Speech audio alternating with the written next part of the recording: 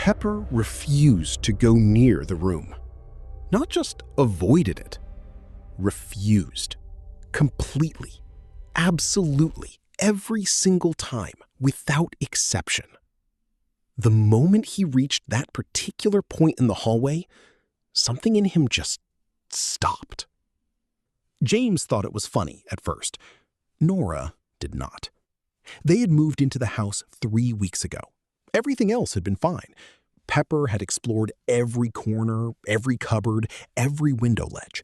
He had claimed the sofa, approved the bedroom, inspected the kitchen with the thoroughness of a health inspector. He was a relaxed cat, an unbothered cat. Nothing had ever rattled him before. But that room rattled him.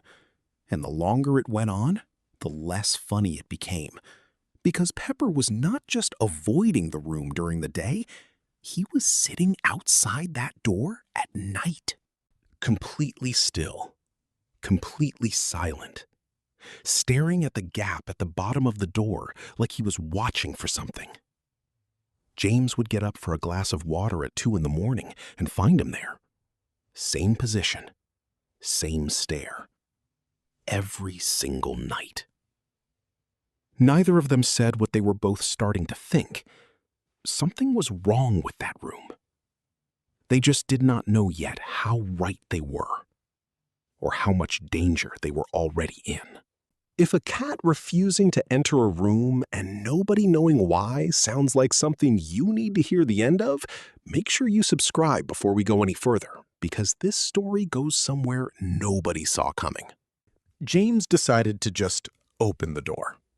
Not dramatically, not carefully. He just walked down the hallway one Saturday morning, turned the handle, and pushed it open. Pepper shot backwards down the hallway like something had lunged at him. James stood in the doorway and looked around. It was just a room. Old wooden desk in the corner, bare walls, dusty floor, a single window with a broken latch that let in a thin line of cold air. He walked in, looked around for 30 seconds, and walked back out. Nothing. He turned to Nora, who was watching from the hallway. "It is just a room," he said. Nora looked at Pepper, who had pressed himself against the far wall of the hallway and was staring at the open door like it had personally threatened him. She said nothing, but she did not go in either. That evening, James set up his laptop in the study. If the cat was going to be dramatic about it, fine. He was going to use the room. He worked in there for 2 hours. Nothing happened. No strange sounds, no strange feelings, just a quiet room and a dusty desk, and the faint sound of Nora watching television down the hallway. He came out, told Nora the room was completely normal, and went to bed. The next morning, he woke up with a headache. Not a bad one, just a dull pressure behind his eyes that he blamed on the screen time the night before. He took a painkiller and forgot about it. 3 days later, he worked in the study again. Same thing. Headache the next morning. He mentioned it to Nora casually over breakfast. She put her coffee down slowly. "I have been getting dizzy," she said. "When?" "In the hallway mostly, near that end of the house." They looked at each other. Then James laughed. "We are not doing this," he said. "It is a room. It is just a room." Nora picked her coffee back up. She did not laugh. That weekend, their neighbor Patricia stopped by with a plant as a housewarming gift. She was warm and chatty and had lived on the street for 20 years. They stood at the front door talking, and at some point, Patricia glanced past them into the hallway. "You using that study then?" she asked. "Trying to," James said. "The cat won't go near it." Patricia smiled, but it did not quite reach her eyes. "Raymond?" "Yes. Spent hours in there every day. Said it was the quietest room in the house." A pause. "He was so healthy when he moved in," Patricia continued. Her voice had shifted slightly. Quieter now. Fit man. Active. And then about a year in, he just started going downhill. Headaches first, then fatigue, then worse. She shook her head. Doctors never really figured out what it was. She handed over the plant and smiled again. Anyway, welcome to the street. And she walked back down the path. James and Nora stood at the door and said nothing for a moment. Then James said, "Old man got sick. It happens." Nora was staring at the hallway, at the study door at the end of it. "Nora!" She turned. "It is a room," he said firmly. She nodded slowly. But that night, she did not sleep well. And Pepper did not leave his post outside that door until morning. A week passed. James had stopped working in the study. He told himself it was because the desk chair was uncomfortable. Nora had started taking a longer route through the house to avoid walking past that end of the hallway. She told herself it was nothing. Neither of them talked about it directly, but the tension in the house had changed. Small arguments started appearing from nowhere, about nothing. The kind of arguments that are never really about what they appear to be about. Pepper got worse. He stopped eating properly. He started losing weight. The vet found nothing wrong with him physically. "Sometimes cats pick up on stress in the home," the vet said pleasantly. James nodded. Nora nodded. Neither of them mentioned the room. Then, one night, at around 1 in the morning, Nora woke up to a sound she had never heard from Pepper before. Not a meow, not a cry. Something lower than that. Something urgent. She got up and went to the hallway. Pepper was not sitting outside the study door. He was throwing himself against it, repeatedly, pawing at the gap underneath, scratching at the frame, like something on the other side needed to get out, or like he needed to get in. Nora stood in the dark hallway and watched him and felt the hair on her arms stand up. She called James. He came out half asleep and irritated and stopped when he saw Pepper. They stood together in the hallway. Neither of them moved toward the door. "We open it," James said finally. "Now?" Nora whispered. "Now," he said. He walked to the door, put his hand on the handle, took a breath, and opened it. The room was empty, just like before. Same desk, same bare walls, same dusty floor. James stood in the doorway and looked around and felt slightly foolish. Pepper pushed past his legs and walked straight inside, which he had never done before, not once. James and Nora watched him cross the room slowly, deliberately, the way he moved when he was following something invisible to everyone but him. He stopped at the corner beside the old radiator, sat down, and stared at the wall. Just the wall. Plain, painted, completely ordinary. James looked at Nora. Nora looked at Pepper. Pepper did not move. James walked over and crouched beside him. He put his hand on the wall. It was cold. Colder than the rest of the room. Colder than it should have been. He pressed his palm flat against it and held it there. Something was not right.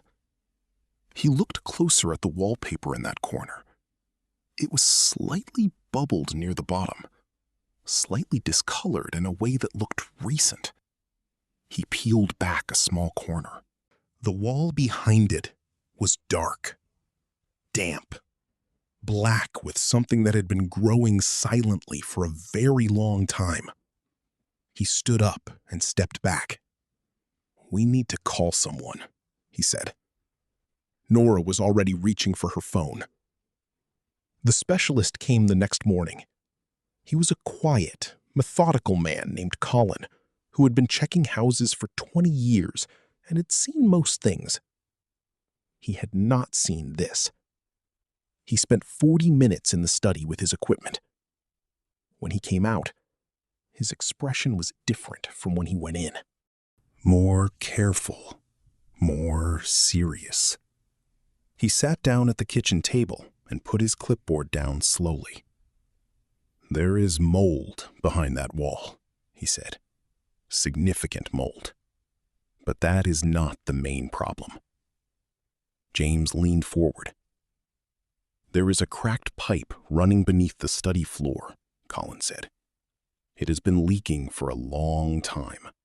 A very long time." "Leaking what?" Nora asked. Colin looked at her. "Carbon monoxide," he said quietly. The kitchen went completely silent. "It is a slow leak," he continued. "Not the kind that triggers detectors immediately. The kind that builds gradually in an enclosed space, especially a small room with a broken window latch and poor ventilation." He paused. "The levels still present in that corner of the room are significant. If either of you had been spending regular time in there, working in there, hours at a time over weeks and months..." He stopped. He did not need to finish the sentence. Nora put her hand over her mouth.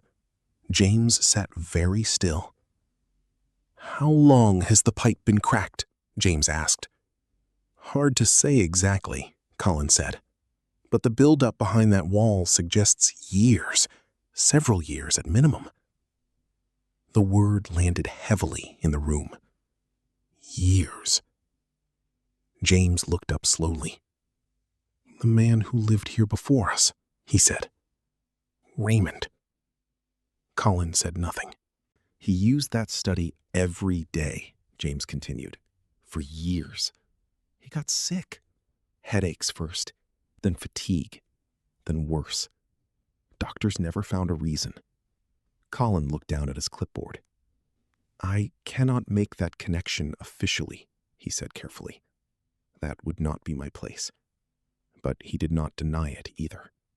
Nobody spoke for a long moment. Nora was crying quietly. Not just for Raymond, for the headaches James had brushed off, for the dizziness she had blamed on stress, for the weeks they had spent in that house, slowly breathing in something they could not see or smell or detect. James thought about the arguments, the fatigue, the feeling that something was wrong that neither of them could name. Carbon monoxide does that. It does not announce itself. It just quietly takes things from you. Your clarity, your energy, your health, and eventually more than that. James looked across the kitchen at Pepper.